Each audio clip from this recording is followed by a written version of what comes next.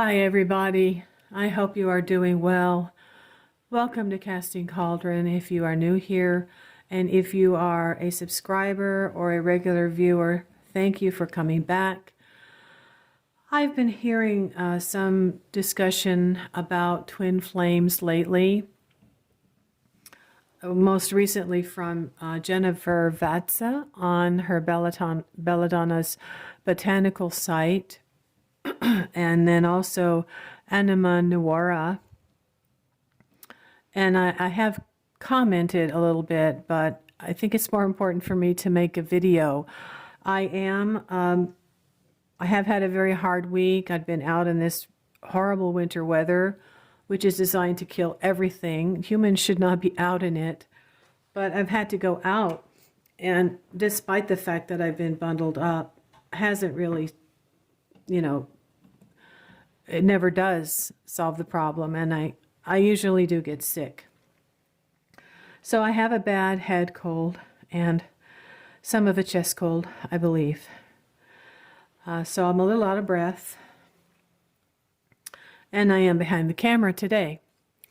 I want to talk about twin souls, obviously, and the truth about twin souls, okay? Now, some people might have their own truths and might actually think that they have met their twin soul because they met someone that they were so much alike. But in my experience, after meeting mine and embarking upon research for about a year, I had no doubt that I had met my twin soul and that he was on the other side for a reason. I believe I found this information in Sylvia Browne, one of Sylvia Browne's books. I had checked out several at the library. My middle name is Research, and I had discovered, I believe from her in one of her books, you never meet your twin soul in real life. And then if you do happen to come upon them and see them and feel like you know them, I guess that's possible, but you're not going to be stopping and engaging in conversation, exchanging phone numbers or having a date. Now, one thing that I've heard someone say does kind of make sense to me. It's kind of difficult for me to hear, but meeting him was part of a deep, deep soul healing for me. There was a reason why I had fallen into a deep depression, like I was in a black hole. This is kind of really a soul fragmentation, and why I've become a shamanic counselor, and I can help people regain their wholeness, which I don't really do a lot. I try to talk about things that I've learned, but I had gotten to a point where I had great positive steps and had a lot of things from childhood that were being released, but there was still something from my past, I guess, that might have needed to be healed even farther. And so as I was led to try and figure out what I had been doing, I fell upon hypnosis. And when I realized that wasn't quite it, I fell upon the word hypnotherapy. And then I found and I ordered a course out of a psychology magazine on clinical hypnotherapy, and was being taught by a psychologist. And so I ordered it. And it was in that course of VHS tapes I had that I was playing in our VCR TV at home, where I began to, learn even more about using hypnosis states for a variety of things. And then we got to the middle of it, or maybe slightly past the middle, and we were led to do this guided meditation with her to meet an inner advisor. And it was in that meditation that I actually met what I called my ideal man. When it was over, I didn't want to go, and I cried like a baby. Excuse me. And sometimes I thought, I'm like a desperate housewife what's wrong with me? Well, I knew we had cultural differences, and I had lost the lifestyle that I had grown up with. But I guess it kind of went deeper than that. There's this theory that your soul has split into two from some traumatic event in your past life. And so, I did begin a journey of getting to know this person I had seen who kept coming to my mind in flashes. And so I started following every single thing that I had been led to do, whatever popped into my mind, I'd write it down and I would follow through with it. But what I want to say today, aside from that journey, which took about 12 months, it was a healing moment at that moment. It was definitely a person I saw that I thought would be the ideal man for me. He was dressed like someone from the past, and he was a Native American. But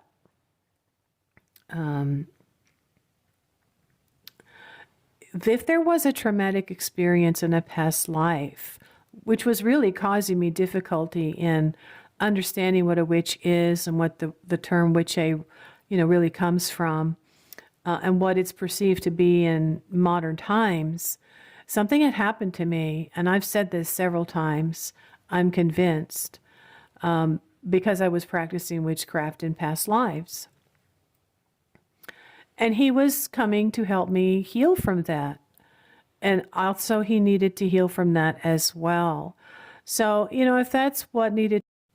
Sorry, my camera was dying, so I'm finishing it this way. I was led to meet him so that I could start to feel whole again, and that he could also feel whole. I had always been a feminine girl, and I was raised in a generation where I became ultra feminine. Anything that was even remotely masculine repelled me, and I don't think that was healthy. So by getting in touch with a stronger side of myself as the years went by, that could have been part of it. It was after I met him that I was led to the tarot cards to actually enter what would be typically associated with a male pursuit, a bachelor's degree program in college. And they suggested it, and a lot of women have been doing that. But what was really happening for me with that relationship was coming to accept myself, love myself more, understand that I was a medium really, because he continued communicating to me. He was also singing to me, so he was like a muse. So I think really and truly this is for someone that has either developed themselves to a very high degree, or they've gotten to the point where they need to meet this other half of their soul that might have broken off as a result of some trauma in a past life. Soul retrieval. And this, is typically what goes along with someone who has felt like they've fallen into a black hole.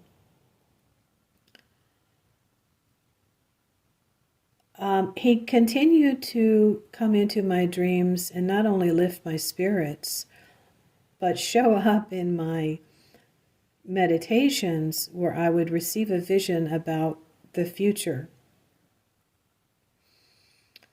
And he did say that he would never be far away. Anytime I called him, he would be there. So, a lot of times, even our ancestors, they need a little bit of help in relieving their karma or their blocks, right? And understanding certain things they did in their life here, if they didn't understand it after they passed away. I guess it's kind of the same type of a thing. But no, you're not going to meet them, you're not going to date them, and you're not going to marry them, because we are here to grow. And you cannot grow with someone that you're so much alike. Yeah, you might be compatible, but you're not going to grow. And really the purpose of having a relationship is to discover your differences and to grow. I've said many times, I've come to realize relationships are not about finding another person. They are about finding yourself. And if you can meet someone who has found themselves, and the two of you, there's a saying, the I that is I and the you that is you comes together, then we can be, together. We're both self-confident. We both are understanding, tolerant, and have self-confidence and self-love, and don't need to control or dominate another person, but embrace the differences and try to learn from them. But we do grow. Relationships come and go. So the idea that you have to stay with someone for forever, I believe, is becoming understood, that it doesn't always work that way. But, that is a short explanation of what it has been for me to meet my twin flame. My husband was very understanding in that he did not think that he was a threat, which is good. It did turn my life upside down. It was like a spiritual love affair for 12 months. And my husband did not feel threatened by it, so that was good. He said he understood mediumship. And in fact, when I had been shown and found out where his grave was, we all went out there one day to visit it, and the grass was so tall that we took the lawnmower and we mowed the lawn. My husband had to do most of it. So yeah, he was not threatened by a man who was on the other side.